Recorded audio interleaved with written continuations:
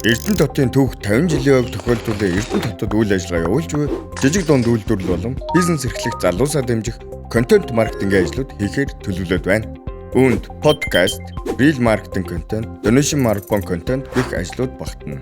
Энэхүү танд санал болгож буй 3 контентыг та 600 мянган төгрөг ба түүнээс дээш төгрөгөөр дэмжлэг үзүүлж ирээдүйн болсон хүүхдүүдтэй хөрөнгө оруулалт хийж бидний санаачилсан. Нэгдсэн эмнэлгийн дэргэдэх хүүхдийн тасагт эрчим дэмжлэгээний хэсэгт таньдуулах 20 сая төгрөгийн аянд нэгдэх юм.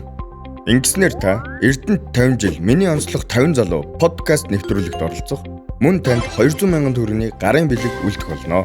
Эрдэнэт хотын ирээдүйн болсон хүүхдүүдтэй эрүүл мэндэд нь бодит хөрөнгө оруулалт хийх, таны бизнес рил маркетинг контенттой болох, донешн маркетинг контенттой болох, Эрдэнэтийн залуус 50 ивент арга хэмжээнд урилгаар оролцох боломжийг эрхэм Эрдэнэт хотын иргэн бизнес эрхлэгч танд санал болгож байгаадаа баяртай байна.